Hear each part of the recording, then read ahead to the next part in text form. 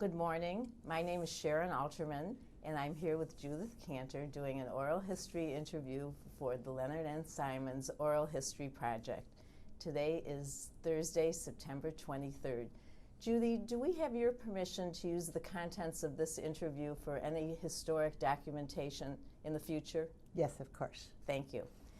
I must tell you that I am so pleased to have the opportunity to interview you. You are one of the most distinguished women in our community, and it's a great pleasure to have you with us. I know that your family has a long history of involvement in Detroit. So let's start by telling us a little bit about your family history. Well, that gives me a very nice opportunity because I think it's a very interesting history that reflects the coming of Jews to America.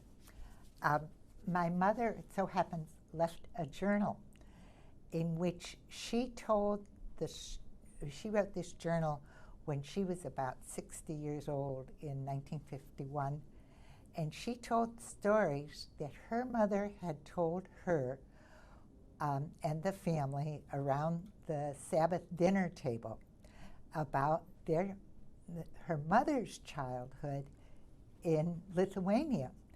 So that journal crossed more than 100 years, and it gave me an insight that one doesn't usually have the privilege of getting. But my mother's family was the Kaitin family. They came from a village in Lithuania.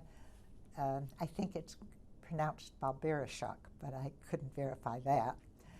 And after the first pogrom, which was very graphically described in my mother's journal, the fright of the pogrom in the very early 1880s through their village, my mother's mother and father decided that they should emigrate to America, the land of freedom and of opportunity. And they sent my grandfather alone, which was common, and he came to Michigan because another brother had preceded him here who went on to Toledo. And apparently he went up as a peddler towards the northern part of the Lower Peninsula, because another brother, we found his name, a Kaitin sibling of my grandfather's, and it's one of the founders of the Petoskey Synagogue in the 1880s. So that was a surprise to me. But he earned enough money to send the $36.40 per passage back to his wife and the 5 children that were already born.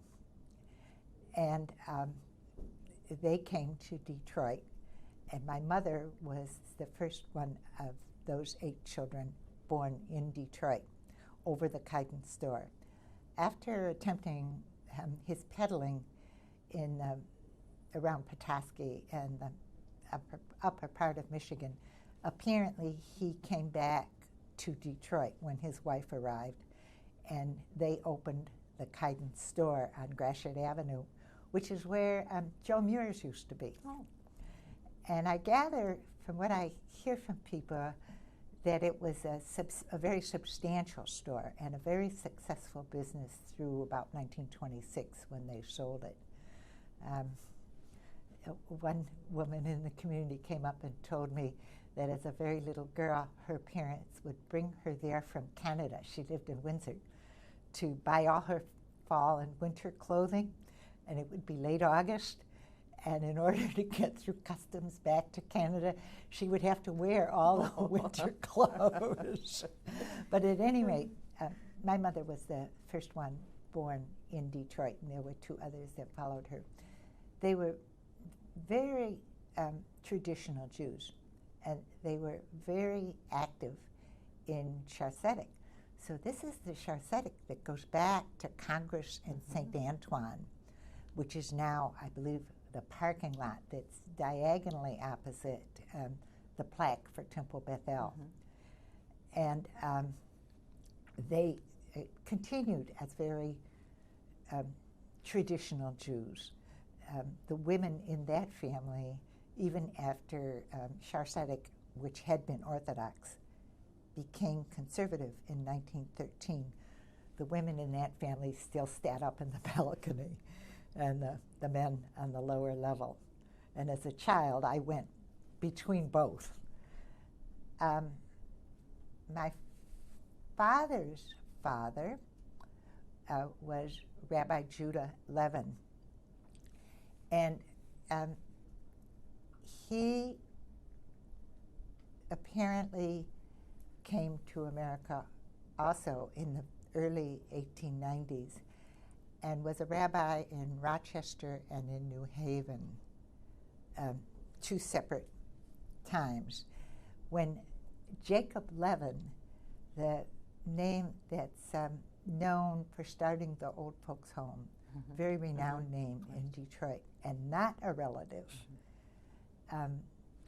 told Tricentennial to bring him to Detroit. So he came to Detroit in 1897. And I'm named after him, obviously. He died before I was born, and I sure wish I knew him because he must have been such an interesting man. About 1903, we find patents for his invention of an early adding machine. And this adding machine is in the Smithsonian Institute. And there are patents from Japan and Britain and America, very interesting. Around 1912, he led the march for Give a Brick to Save the Sick, which was a march down Brush Street to collect money in favor of a Jewish hospital. And that money, incidentally, was invested in government bonds. And they say that about $7,000 was collected in nickels and dimes from the people on the street that the parade went through. And it was saved, and it was given to the amount of about $53,000 for the start of Sinai Hospital. Am I correct on that figure, Sharon? I'm taking that out of my memory, but I believe that's close. Sounds like it could be. Yes. He also did other forward-thinking things. He convened the first meeting of American Orthodox rabbis. The conservative movement only began in 1913. So you could say he convened the meeting of America's traditional rabbis here in Detroit. And there's a fantastic historical photograph of that. When my father started the University of Michigan, Judith Levin, his father, said, let's correspond with each other in Hebrew to get practice in using Hebrew. Now, Orthodox rabbis didn't do that because they felt that Hebrew was only a sacred tongue. He anticipated a state and wanted people to start using Hebrew. And so my father's postcards in Hebrew, which are in the Ruther archives, describe things in Ann Arbor, such as him meeting the interurban where his mother had sent the packages of kosher food, and the string broke and the cookies rolled down the street. He's chasing the cookies, and this is all in Hebrew. Another one that's very memorable is him describe my father now to Judith Levin, describing Ann Arbor on a football day. And he says, if they lose, it's like Yom Kippur, but if they win, it's like Simchas Torah. So when all I know about my grandfather, of course, is is mostly what I have read. There was very little talk of ancestors during the years that I was growing up. I've had to discover most of this, put this information together. I think it was part of being a real American. You kind of put Europe behind you, you put the past behind you, and it is in more recent times that we recognize how much our heritage means to us and how much we want to know about it. So I did discover among my father's papers after he passed away newspapers from when Judith Levin passed away, in which the Detroit Times had it on the front page. The Detroit Times was the big newspaper in the 1920s, that there were 8,000 people at his funeral, which is sort of an incredible thing. And my sister has said that she remembers walking down Brush Street from the home to the synagogue with a whole phalanx of people that filled the street. I thought, that's really astonishing. I wish I knew this man. But he and my grandmother raised 4 very interesting sons. My oldest uncle was one of the very early graduates of the Detroit College of Medicine. And in my thinking and in my historical analysis, I have felt that the early existence of the Detroit College of Medicine and the University of Michigan was a big attraction, a very major thing. It made a very major difference in the lives of Jewish families after they got established. So my uncle was one of the early graduates of the Detroit College of Medicine, and you see his name with the clinics and things of that sort. But he then went on and became the head of public health in Los Angeles. He's the only one who left the Detroit area. The 2 younger uncles were very involved in the Jewish community, and Isidore Levin, whose name was quite well known in the community in his day, a partner of Fred Butzel, was chosen to go to the Versailles Conference to write the mandate for the state of Palestine. He was a Harvard Law graduate, young partner of Fred Butzel, and quite brilliant. And he had been a captain under Pershing in World War II in France. And I guess it seemed like a good combination.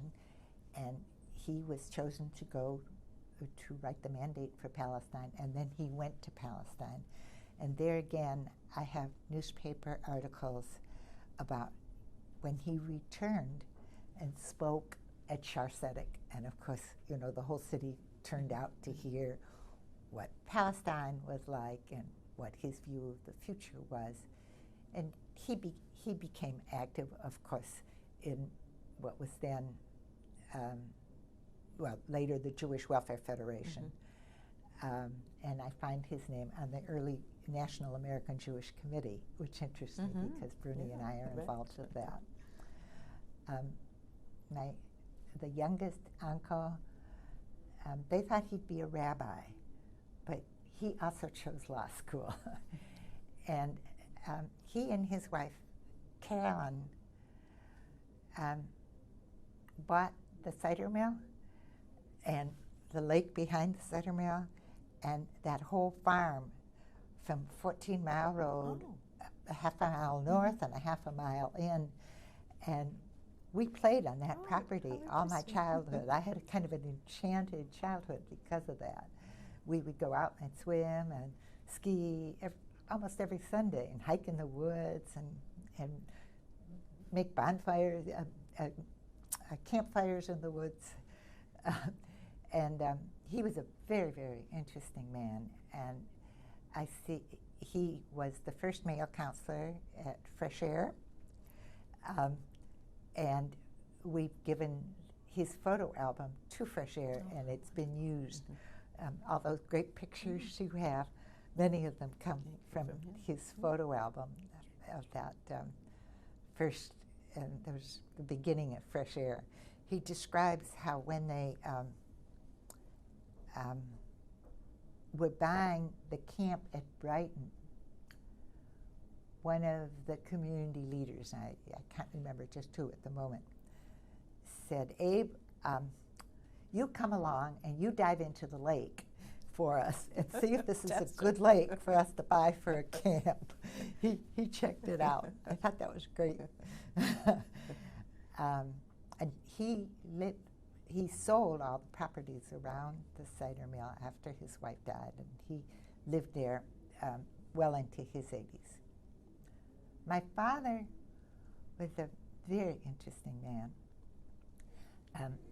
When he, I find these little scraps of papers and going through their things. And there was, when he graduated Central High School, there was a letter from David McKenzie. David McKenzie was the principal of Central High School who founded Wayne State University, and you and I know the name well from Wayne, in which he complimented my father on being such a good student and said, you know, I hope you will be able to move on to college. Well, he couldn't. Rabbis didn't make very much money, and the beginning days of those 4 boys were days of being very frugal. So he went to work as a bookkeeper, which all of us are so surprised to hear because it didn't seem like part of what he became, and selling the first aluminum pots and pans. Oh, and he accumulated the $60 that was necessary for a year at the University of Michigan. $60. And went out there and formed one of the very early menorah societies, which was the forerunner of Hillel. And when he came back, he taught English to the foreign-born at night at Central High School. But in 1917, David McKenzie formed the first Detroit Junior College, and he tapped 14 people as the teachers and the faculty. And my father was one of those first 14. So his career at Wayne through the junior college and then the City College of Detroit and then Wayne University and Wayne State University spanned all those years, and he was the first Jewish professor in Detroit. There were 2 already at the University of Michigan, but he's the first Jewish professor in Detroit. And those were tricky times, very tricky times, because if you were liberal, you were called a commie. And it was, if you think of your history, in 1924, the Congressional Act to halt immigration was enacted because there was a very reactionary period in our history. But he walked that tightrope and continued to express a very rational, liberal point of view. And right through to when he passed away at the age of 87, if I would go anywhere with him, people would come up and say, you know, hello, Professor Levin, you were my teacher in such and such a year, and I still have those notes, or this and that. He was known as a very organized professor. And he had quite an influence on the development of Wayne and in the Jewish community. Of course, he was consulted heavily by the Jewish community. He headed the, please correct me, Sharon, the Social Service Bureau. Jewish Social Service Bureau. The Jewish, yes. Yeah. The Jewish, he headed the Jewish Social Service Bureau, and especially during the years when, you know, there were Formative years. great Yeah, needs, sure. huge needs. And during the beginning of the Depression, Mayor Frank Murphy, who, you know, later became governor and Supreme Court justice, appointed him to the Unemployment Commission of the city. And he continued to be active even after his retirement. He went to Israel and lectured at Bar Ilan, and he was giving lectures and talks and attending conferences all over the world. When did he die? He died in '76 at the age of 87 on a world trip. Oh my. He actually died in Dublin on one of his world trips on the way to Israel.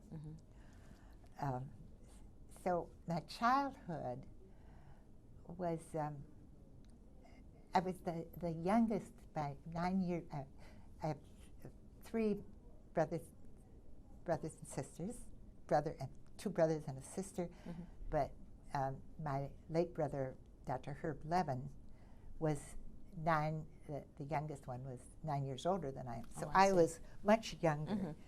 And I remember that the dinner table was always a table of intense conversation. You know, they were intense times. And the Depression and the anti-Semitism in the city, the concerns about Hitler, which my father was very outspoken about, when many other people were not. He was delivering lectures warning people about the growing problems in Germany. Fred Butzo was a guest at our Seders, I know, but a frequent guest in our home. And other people, Saul Padover, Lois Pincus's uncle, who was a very noted journalist. And I just remember Judge James Ellman.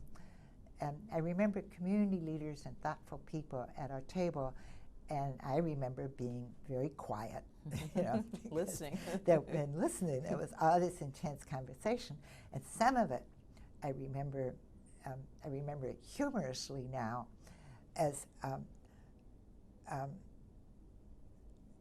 more than vigorous, heated, because of the New Deal. People who, we had an uncle who was very opposed to the New Deal, and my father was supportive of the progressive changes. And I remember people banging the table, and my mother trying to keep peace. But I do remember that from my childhood, and I still enjoy nothing more than an interesting dinner party where there's very, very interesting conversation. What about your mother's education? That's very interesting. Mother did not go to college. The Kuyten, there were 8 children, and they put one. They selected the one, which I think is not uncommon in the families that are getting started, to go to college, to go to law, and he went on through law school, and that was Harry Kuyten, who ended up being a distinguished judge. So my mother did not go to college. All my childhood, I remember her taking courses, you know, hurrying through dinner and dishes and all of these things that she did by herself, and putting on a hat and going to college courses. She was very progressive. All the time, but she didn't graduate college. And so this journal that I told you about, she wrote it in 51 and died in 91. She never showed it to us. And I tried to figure, why would she not show it to us? Did she think we wouldn't be interested because people were not then very much interested in the past? Or I think it's because she didn't feel up to the learning of my father. I think that was part of it. But she was a very self-taught woman. She read everything that was ever written about Beethoven, about Roosevelt, about very self-educated. Very much, yes.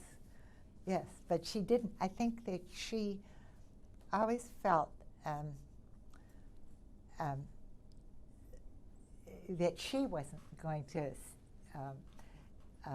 be up to the academic learning that she was surrounded by. How did they meet? But she was a terrific hostess to all these people. You know, these women, they cooked and baked and did everything themselves. How did they meet?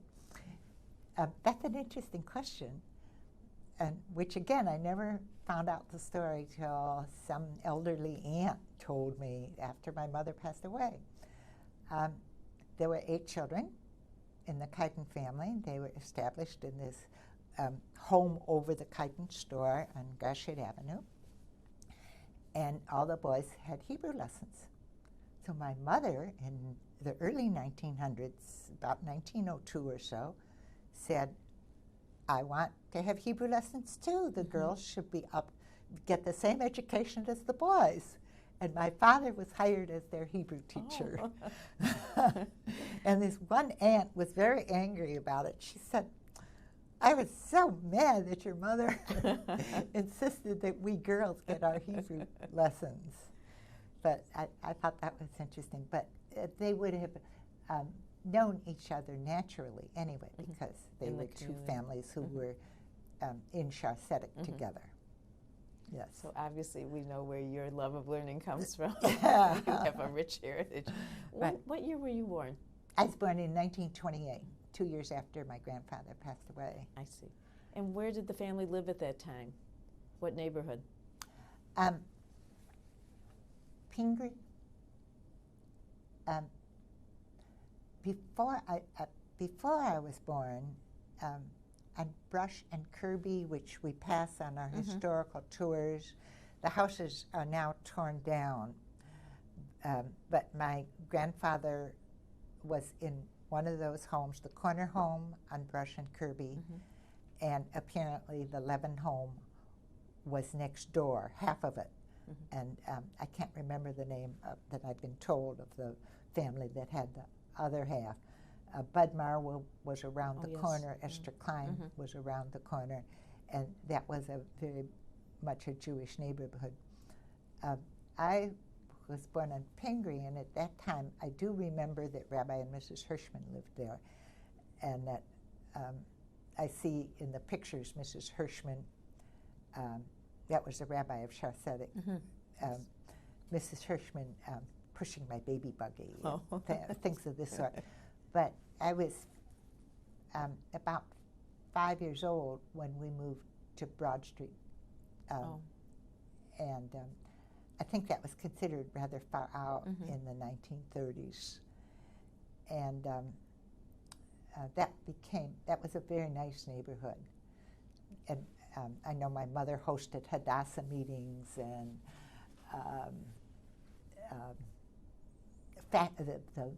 the faculty wives of Wayne, which is interesting as I look back on it, that she integrated herself into the life of the other women of Wayne. Mrs. Hilberry was a guest in our home, Clarence Hilberry's wife, and I remember her. And I very much remember my mother making all these fancy little goodies, you know, dates stuffed with nuts and rolled in on the time for everything they did. Did she have help in the house? Yes, she did have help in the house, but that help was only there certain hours during the day, you know, doing things like scrubbing floors. They didn't do any of the cooking. I shouldn't say they. A woman didn't do any of the cooking or serving or cleaning up of meals that I remember my mother doing. Was she a traditional cook? Did you have all the recipes from the old country? Oh, yes. Oh, yes. What do you remember about that? The food in the house? The food?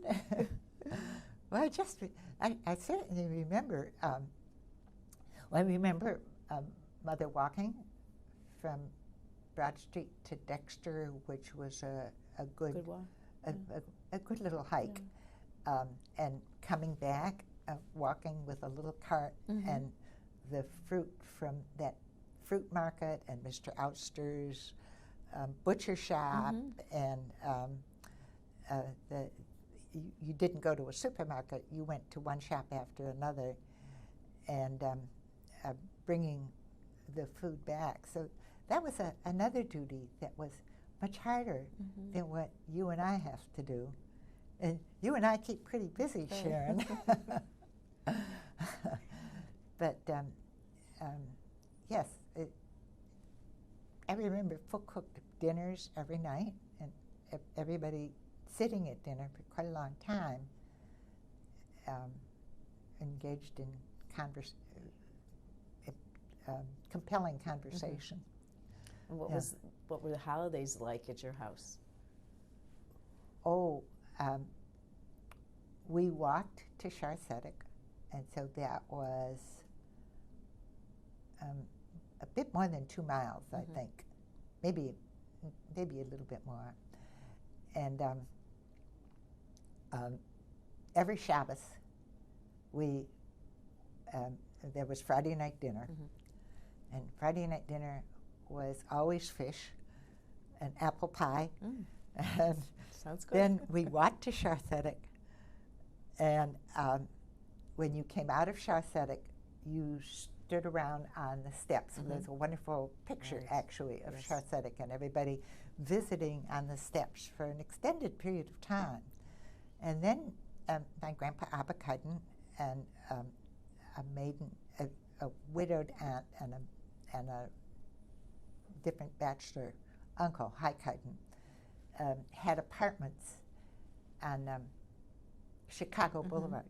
So it was routine that we went from visiting on the steps to the apartment where we had Kiddush, and then we walked home and we had chicken dinner every Saturday.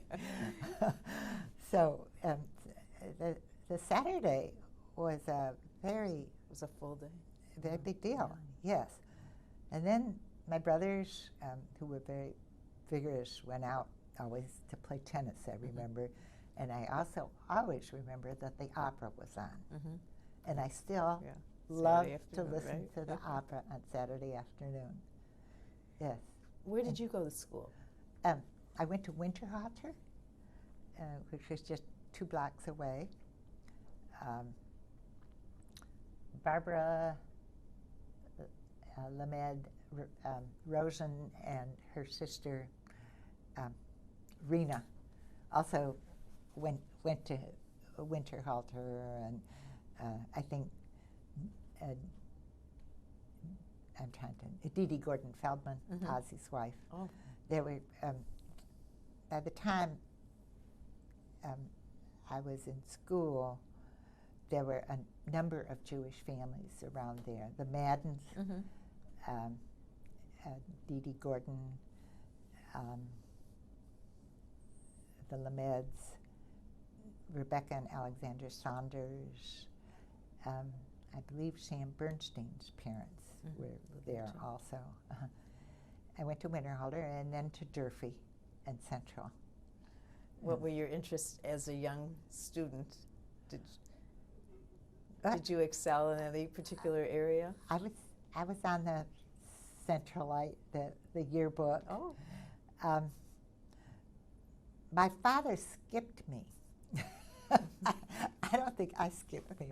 My father skipped me. And so there were certain, you had 1A and 1B and 2A and 2B. And I guess that there were certain curriculums in each one, because there's certain things I still can't do. Like I can't do percentages, and I'm sure that must have been one of the semesters that my father skipped me. Mm-hmm. But Central was lots of fun.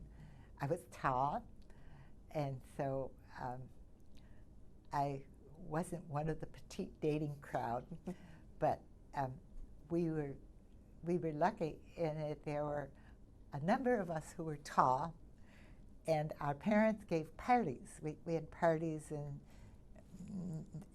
friends' basements. Some people had already moved up to 7 Mile Road by that time.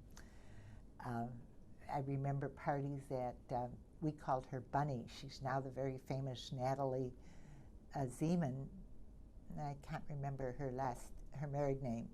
A famous historian. Oh, yes, I know who's written a number of books and movies. And she's at the University of Toronto now. I remember parties in her basement and parties in the Janeway basement. And when I would give the parties, we would go out to the farm in Franklin. Yes, that was a special place. That was very fun. And at these parties, we were all, a number of us were 5'9" or over. So the boys who were invited had to be 5'10", and I still am best friends with my own contemporaries who are 5'10" and over, like salsa, that sort of thing. What about activities at the synagogue at Shaare Zedek? Did they have youth activities then? Yes, they had junior congregation, and I remember attending junior congregation and consecration. And Rabbi Adler came to Shaare Zedek at that time when I was consecrated. So I remember Mrs. Adler very warmly directing our consecration class. And I remember her little round body, you know, and short legs, but very good posture, teaching us how to walk down that long aisle when we were 15 and pretty awkward young women. And she would tell us, hold your heads high and take one step at a time. Life lessons. Yes. And our class, some of our classes were taught by Rabbi Adler. And he, of course, was more lighthearted than Rabbi Hirschman. But he was very interesting. And I can still remember him telling us that Jews, anywhere you go in the world, you're going to find a Jewish service in which you will be able to walk in and it is your service. And Bernie and I now travel a lot. And we've been to synagogues and services in many, many places in the world. Every time I walk in, I think of Rabbi Adler telling us this. And in 1938, that seemed, well, no, I'm sorry. 1938 is when he came. I was consecrated more in the 40s. But in those days, before the war, that wasn't a concept that we really had any familiarity with. If I talk to you now about, say, seeing a service in Hong Kong or something. Yes, it's something that you and I can relate to each other. But in those days, that was an imaginary thing that just seemed very wonderful to me, and it is still. It's interesting that you talk about his relationship to the young people. Oh, yes. Yes. He was, he made it his business that he taught that class. And I think most of us haven't forgotten it. So when did you graduate from high school? Was it earlier than you were supposed to? Yeah, I went out to the University of Michigan when I was 16, turning 17. I see. But kids do that today. it was socially probably not a good thing, but kids do that today. And what was your major there? I took my high school teaching certificate, so I had a majors in English and history. And then I had kind of, you had to have a minor for the high school teaching certificate that took a course in many different sciences. And that has stood me in good stead because I find that I'm very interested in the out of doors and astronomy. I'm not wise about these things because those would, if you take one course, it's just a smattering. But that was an interesting curriculum. And then when I graduated, my older brother, who was already married and living in Washington, wanted me to expand my horizons. And he suggested, I already had a teaching opportunity here in Detroit. And he said, come to Washington and see what you can get here. And my father didn't think that was a good idea. He said, you already have a job, you know, but then you're supposed to be on your own. And women didn't go away. Yes. I graduated in 49. But I went down there and I did get a really plum teaching job. And I stayed. And that's where I met Bernie. Oh. Yes. And where's Bernie from? Bernie's from New York. Oh. And he had gone to Cornell Engineering School and had come to Washington at the same time I did to work in the patent office as a patent examiner and go to law school. That was the best education at that time. He went to George Washington University Law School for a person to become a patent attorney. And he's a very diligent student, and he graduated being given the honor as the best patent law student at George Washington University. That was after we were married, the year after we were married. What were your aspirations as a young college graduate? I'm interested to ask that question in terms of the role of women. What were my aspirations? Oh, my aspirations. I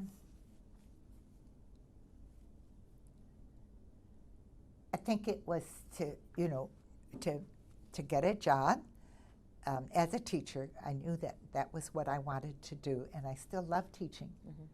I really love teaching. At the end of the first year of my work, I went to Europe with a girlfriend. I think that was a little ahead of my time, but not much. My father had traveled all his academic life. He considered it significant for a professor to travel, and he left my mother and the three children even before I was born. We have things like postcard from Cairo in 1919. Did I ever tell you about that? No. That's very historically interesting. He's in Cairo, and he sends the postcard that said, I wanted to get into the Holy Land, but I was told that the Arab riots were so dangerous that I should not go in. And the doors have been closed. 1919, the Arab riots against the Jews. That's a very historically significant piece of information, I think. At any rate, I knew I wanted to travel, and we did. And I definitely wanted to raise a family. And it was soon after we moved back to Detroit after Bernie graduated law school. I was teaching high school in Gaithersburg, Maryland, and I was teaching English and running the journalism program and history. And an early course in what was called Problems of Democracy. So that was a good preparation for life, for me to be teaching that. And some of my students stayed in touch for decades and decades. As a matter of fact, sadly enough, I've survived some of them. Yes. That's quite a mark of a teacher. Because there would be very little, it didn't occur to me at the time, but there would be very little difference in age between them and me. If I had graduated at 20 and came down there at 21, I might have been 22 or 20, 5 years, 22 perhaps. or 23, and I was maybe, if they were 18, 4 or 5 years older than they were, which today, of course, is no difference at all as you grow older. But some of my students did stay in touch for a long time into their lives. Shortly after our first child was born, I was involved in the League of Women Voters. And Pauline Jackson brought, who later, well, I guess she was already my sister, my brother's mother-in-law, Marge Levin's wonderful lady. mother. Yeah. She brought me into Federation work. But I had 5 children, and so... In the course of how many years? In 10 years. Oh. So my community work was somewhat limited, shall we say. Through those years, that kind of community work was limited. And I did more the co-op nursery, the PTO. When they hit junior high school, I was teaching for about 10 years junior grade books, which I loved. That was just such a wonderful experience.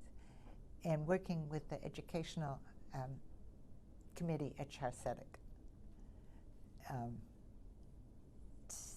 So it was after our 5th child was into his teen years that I started a modest business, which became a national business, actually. And then...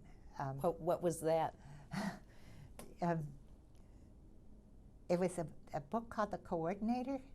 I don't know if Yes. And it was a planning book. The slogan was, if you're having an affair, you need the coordinator. It preceded the planning. Oh, very. How did you get to that? How did that evolve? From doing 5-bar books. Oh, I see. And getting close to the weddings. And it had a section for recording the invitations, and it had envelopes for keeping the various things, such as the invitations, and marking when you've received the RSVP and the seating. It had seating charts. It had an out-of-town listing, who's picking them up, what time they're arriving, where they're staying, where they're... It had a photography listing, whom you want in which pictures. How advanced. And how did you market it? It was the year before day runners and things of that sort. Yes. So I went and showed it to, she's now Barbara Wachstein. It was Barbara Brown at Barbara's Paper Bag, and to Lee at Lee's Specialty. And they said, go to New York. The stationery show is in 1 month. So I worked with somebody from the School for Creative Studies so that it was a contemporary design, and went to the National Stationery Show, and also with a family tree chart that I had generated. It was one of the early family tree charts that records 7 generations, because by then I was getting interested in putting all this information that I was coming across into some sort of a form. And I kept that.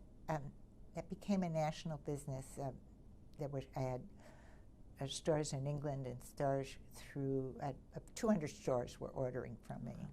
Marvelous.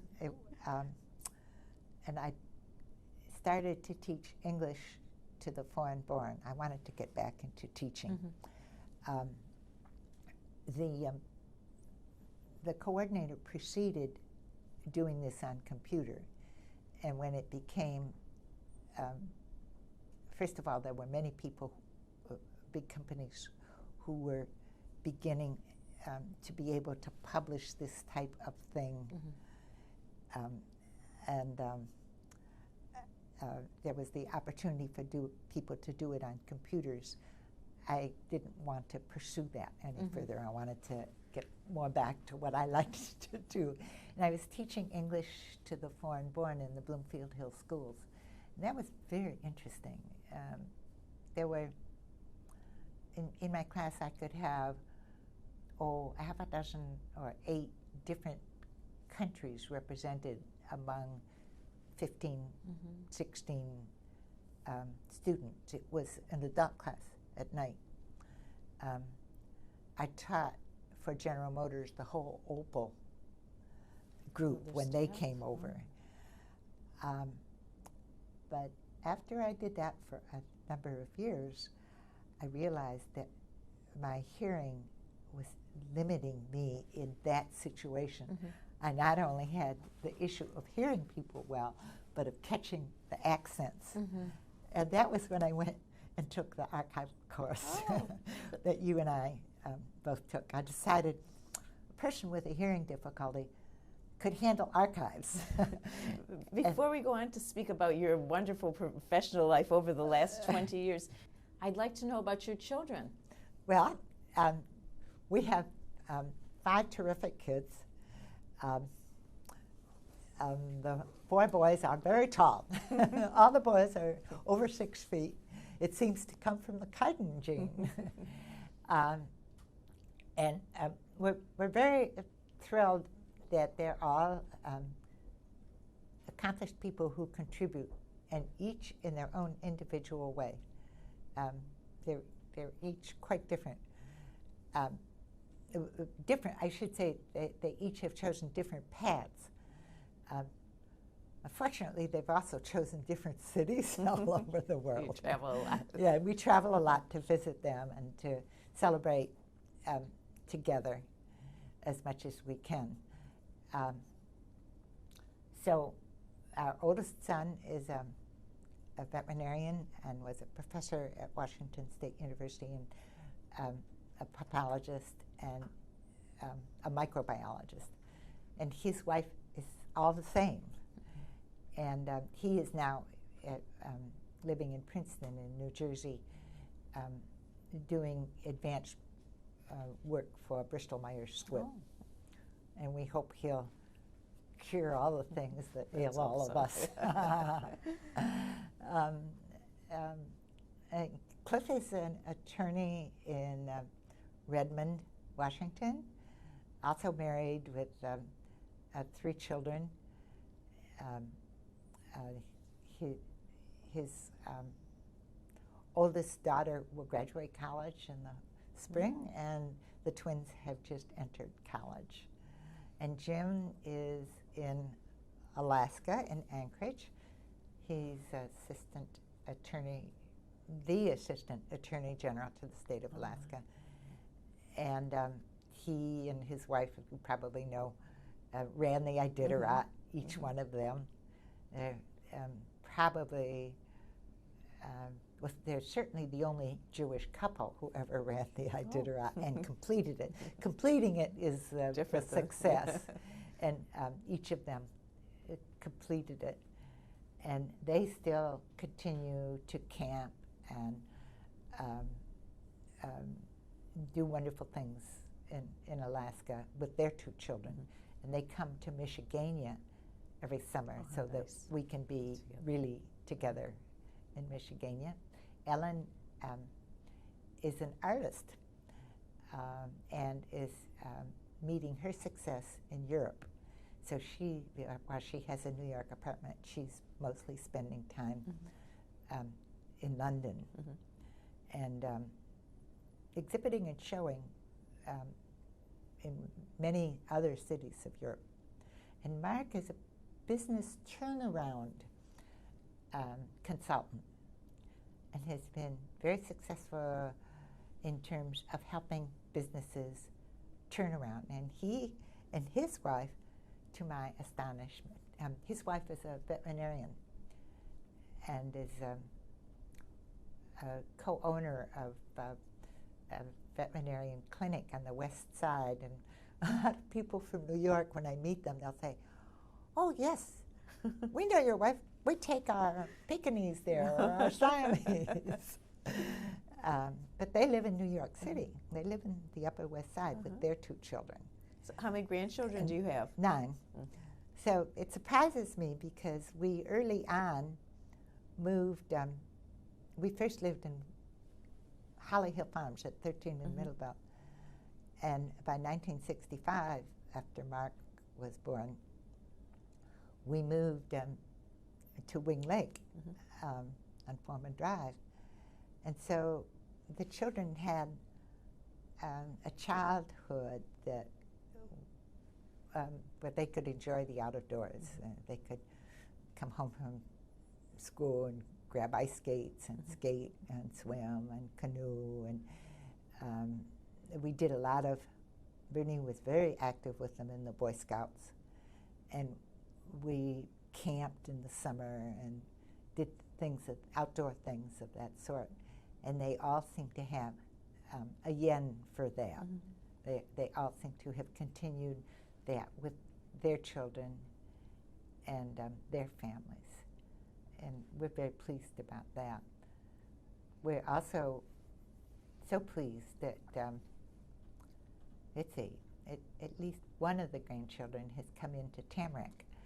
And has, nice. yes, and she's gone up to Agri, and she sees our sons' names, Nice. you know, carved in the wall at Agri. And she's gone to continues. Kennedy, and she sees their names carved in the cabin at Kennedy. And she, it has made a very big difference in her life and in her connection to Judaism. Because when Glenn and his wife, Inga, were teaching at Washington State University, it was in Pullman, Washington. And there was a very tiny Jewish community, a nice Jewish community, but very tiny. And that was when we suggested that she come to Tamarack in the summer. And it just opened her eyes, you know, to the fun of the Jewish fun. And she's very committed to that. And those Tamarack kids keep in touch now by IM, instant message. Email, I was told, oh no, email's too slow. And even this past month, it's only a month since campus closed, 2 of them have been in New Jersey and visited her in Princeton. So that is a winner, and I very much believe in the Fresh Air Society, which I think is interesting because my root goes way back to Uncle Abe as the first male counselor, and actually on the Kiten side, Sadie Brown, my mother's sister, being among those very, Sadie Kiten Brown, those very early women who the first year took the children to Belle Isle? Yes, yes, yes. So, we have grandchildren from 5 to some preparing to graduate college. And we're Zooming all over the country. All the time. We're Zooming all over the country. We have 2 graduations at 2 opposite ends of the country in one weekend in May. Somehow we'll have to manage that. So after the family grew, you decided to start a career. Yes. Tell us about your work as an archivist, an author, a lecturer, a fundraiser. You've done a great many things in the last 20 years. It is about 20 years. It was probably an opportune time in my life that Tricentennial had its 120th birthday, because by then the children were through with their schooling. And Rabbi Groner called me in to help with the 120th anniversary, which would have been in about 1982. And they were producing the book, which you know about. It had been commissioned to Wayne State Press, and Eli Grad and Betty Roth were writing it. And I had come across these pictures of a black and white, a photo album with black pages and little Kodak pictures that my father had taken of significant events. He had a real sense of history, even then. And those pictures have now been, you know, they're the famous icon pictures because there were no other candids as such. And I had information such as these Detroit Times front pages that I spoke about and other kinds of very interesting information. And I showed it to Rabbi Groner, and he said, well, we'd like you to go to the Temple Beth-El archives to look up our history. We don't have a repository. So that was the beginning. That was the beginning, that we realized that we really had to begin a Shasedic archives. And many, many people gave many pieces of information and documentation. And it was a very important time because if you think about it, a man who would say be 82 or even 90-year-olds were still alive and would have had memories back to the beginning of the century and the turn of the century. One of our treasures is that Evelyn Castle, in approximately 1976, did oral histories of our seniors using the high school kids to, she trained them to interview them. Now, that's an irreplaceable treasure to have memories told to you about first-person events in turn of the century. So that was the beginning, and shortly after that, I entered the archival program to get trained professionally.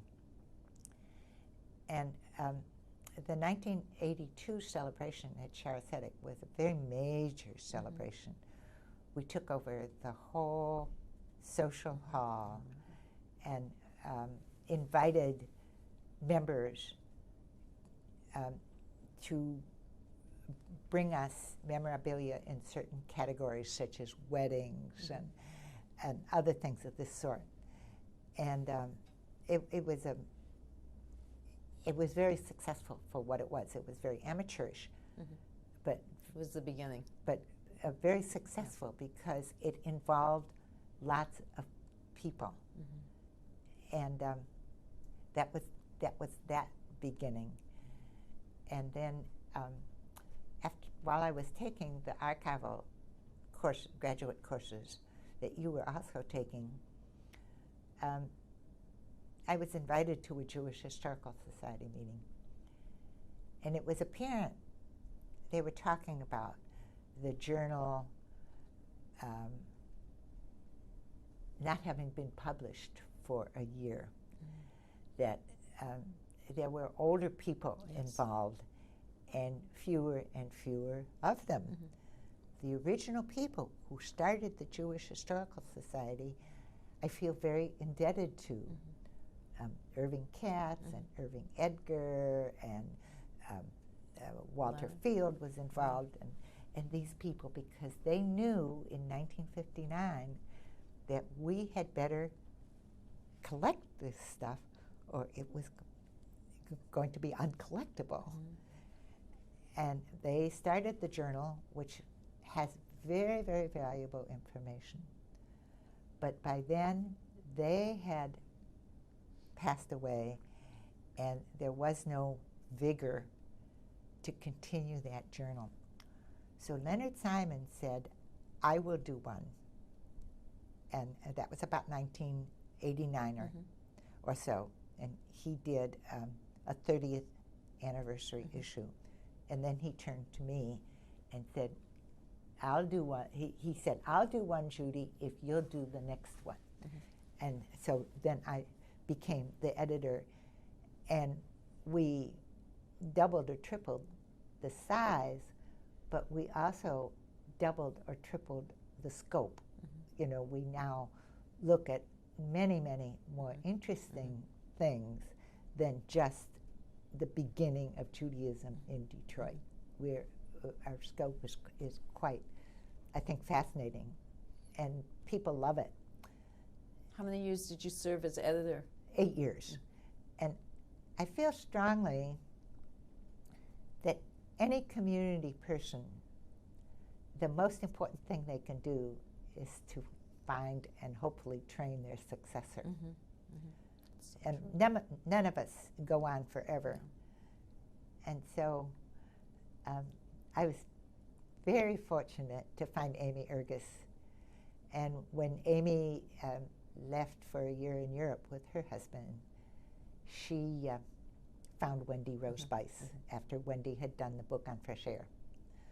So we've had a nice succession of vigorous editors, and it has remained a very interesting journal. I love to have people tell me still, you know, that they've read this or read that, or that they still remember very things. Significant in our community. I think it's very interesting, yes. And of course now it's an invaluable resource because we've, in recent years, developed an index and put it on the website in digital form so that around the world articles are called up. What about your exhibit work? After the first exhibit you did at Tricentennial, I know you did Blacks and Jews. Yes, I was commissioned to do the one on Blacks and Jews, which was very interesting. I was commissioned by American Jewish Community, Jewish Community Council, New Detroit, and NAACP, those four. And it was a modest exhibit, but had very interesting material in it. And that exhibit was shown by, well, it went up to Lansing, and it was shown by church groups all through the state. And the black churches were very interested in it. We specifically made it a portable exhibit. It was 3 panels that could go on 3 folding banquet tables. And that was by design, knowing that if we did that it could move to places like churches and things of that sort. And it also went to Washington to the 100th anniversary of the American Jewish Historical Society. So that was an interesting challenge. And consciousness raising? Consciousness raising on the part of both communities? Oh, yes, definitely. Not only consciousness raising, but an understanding of how each had worked together. During many years, the Jews and the blacks on the community level were working very, very closely together. And I think that this exhibit attempted to bring that out and to show that, and hopefully it did. And that was an interesting challenge. Becoming American women, I know, is what you wanted to ask me about. Dulcie called me to do that.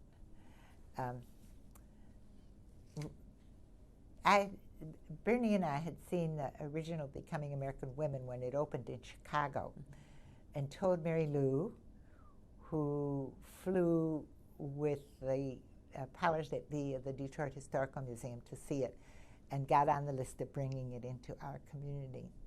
And then Dulcie called me one day and she said, "You're the one. We're going to ask you to do a modest exhibit and I was given, I think, 16 feet of wall space to make this pertinent to women in Michigan. And we just called it Becoming American Women in Michigan. That was so interesting and so fun because we put just a notice or two in the Jewish news, and we were very specific because it had to meet the outline that the major exhibit had, which was women, had to be a picture of women, had to be Michigan, had to be Jewish, and had to be from 1880 to the 1920s. And if you remember the variety of pictures, there were women, we had many immigrant pictures, immigrant families with the grandfather and his yarmulke and his beard, and you see the Americanization of the younger people in the family. And we had women as cosmopolitan as taking European trips. So you had this tremendous variety, but we chose, I believe, something like 20 pictures for the wall that were blown up and framed professionally and all of that. And they included, for example, one unforgettable one is Dottie Davidson Gerson in her graduation dress from Central High School holding her diploma, and her dress is all white dimity and lace, and she just is Queen of the May. And that showed how important the high school graduation was to that early Jewish family. There's one, of course, of my apprentice's wife before she met him in her bathing suit, just a smashing picture. There was a picture of a woman in Petoskey in one of the huge hats that were the Gibson girl style, and the girls in big white bows in the back of their head. So the 16 pictures were on the wall, and we just had all these other wonderful ones, and we decided to make 2 stands in front of the exhibit and put those into books. And those books, as you know, are still of tremendous interest. Yes. They are fun to look at, and they're very illuminating. Yes. They're very illuminating about the era.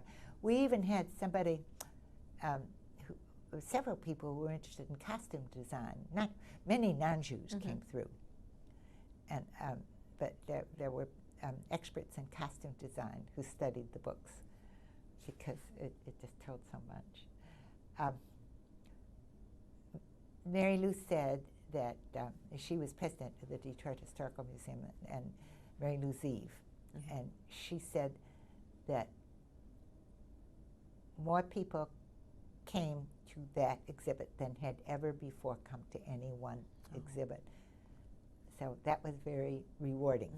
It was a wonderful exhibit. That was very rewarding. People are still talking about it. They still enjoy it, yes.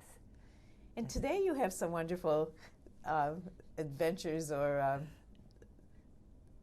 some wonderful projects on your plate. Well, the Talk about your 350th, book. yes. Well, I was asked to write the book by Michigan State University Press, and I stayed home for well over a year doing the research for that, and that's been very satisfying. Again, that's part of a series on discovering the peoples of Michigan, in which there's one on the French people in Michigan, on the Dutch people in Michigan, the Polish, etc. And this is, they keep telling me this has sold more than anyone else in any other one in the series. But I think that's not surprising because Jews do buy more books. Yeah, Jews love books. And, do you have any stories to tell about the research that you did while writing that book? Anything that comes to mind? Oh, it was a question of pulling together a lot of threads. And that still stands me in good stead because I told you once that when Bernie and I went to the National Archives in Washington, as you climb the steps, that's where the Constitution and the Declaration are deposited and all. The engraving above the steps is great. It's the heritage of the past is the seed that brings forth the harvest of the future. So all that we learn and read about is not just nostalgia. It's significant and very interesting, but also significant in terms of creating the future. And what about the 350th anniversary? Well, that's a wonderful way to, it's a wonderful opportunity that was given to me. This is the 350th anniversary of Jews in America. I don't think you want me to tell the story here, but it does go back to 1654 when the first band of 23 Jews landed in New Amsterdam, which was under the governorship of the temporary governorship of Peter Stuyvesant. It was celebrated in 1904, the 250th, and in 1954, and this is the 350th. It's celebrated nationally now, as it was then, as well as in Michigan. And we, the American Jewish Committee, asked me to chair this, and Averin Cohn is the honorary chair. And we conceived that this should be more than one organization putting on one big event. And we gathered together back in 2003, the spring of 2003, the directors or presidents or representatives of most of the major groups, major Jewish groups in our community. And we're lucky to have a Michigan Jewish Conference with Susan Herman, so that we reach out to all the communities in Michigan. And we felt that by giving them a year's advance warning, or they could start planning, and indeed they did. So that there's just one event falling out after another that range. It's like beyond our anticipated hopes. Shalom Street will have an exhibit for children. Federation has an essay contest and a poster contest. They have a teachers conference. Cohn had us, all the universities are doing something. Cohn had us studies, has had a wonderful lecture. Oakland University is having a discussion on film and its influence on Jewish culture and vice versa. Michigan State, the Hillel, has planned something. University of Michigan, the Special Collections Library, is having a special thing in the spring.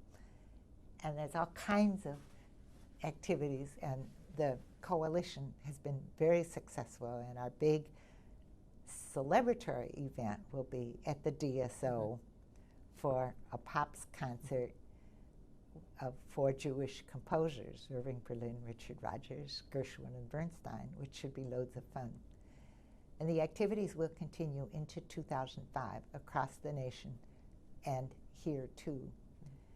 And the emphasis is on the unique opportunity that America afforded by being a land of freedom, and how Jews have contributed back to America. So it's a double-sided celebration, and I think it's just wonderful. And you've done a wonderful job. Judy, the impact that you've made on this community is very remarkable. And as a woman of your age, perhaps you'd like to comment just a moment on how you see the change from generation to generation in terms of roles of women, in terms of involvement in community. Do you see any? Well, of course we see change in that in the early days when women were very busy in their homes, as we described. My mother had Hadassah meetings. They were volunteers. My mother taught English for the National Council of Jewish Women for those first Holocaust survivors. Mm-hmm. She had to take, I think, 2 buses and a streetcar to get to 12th Street from mm-hmm. Broad Street to teach these classes. Bill Davidson's mother, was a very early organizer mm-hmm. of Hadassah and kept involved all of her life as a real pace setter. Women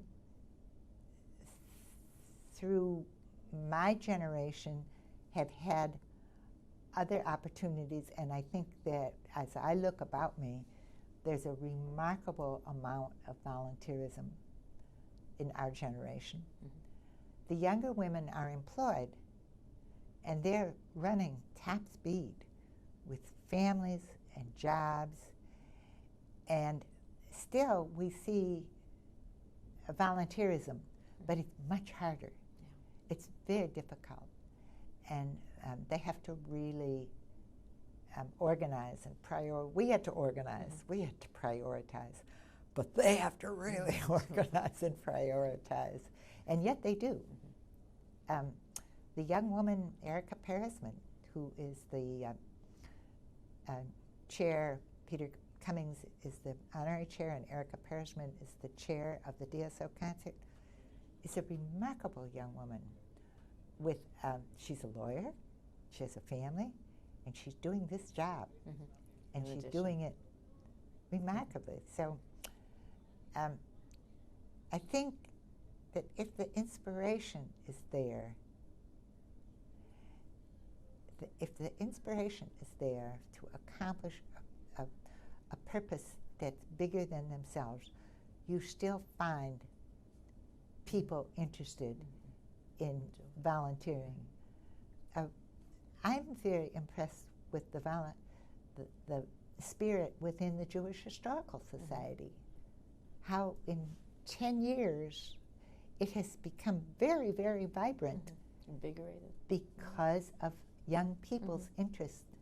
You're right. So somehow, if the inspiration is there, and there's any way that I think that people continue to volunteer as busy as their lives are. Thank you. I think we're coming to the end of the interview, but is there anything that I missed that you would like to speak about? Oh no, you've covered so much. Oh, that's good. I never expected to cover this much, and I thank you very humbly for this honor.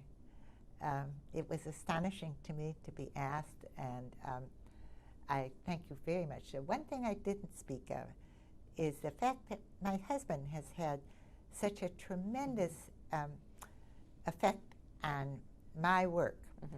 Mm-hmm. He's, as I indicated before, in his profession is very, very diligent. He's constantly reading. I think he gets 30 professional journals a month. Oh, but he's very interested in history.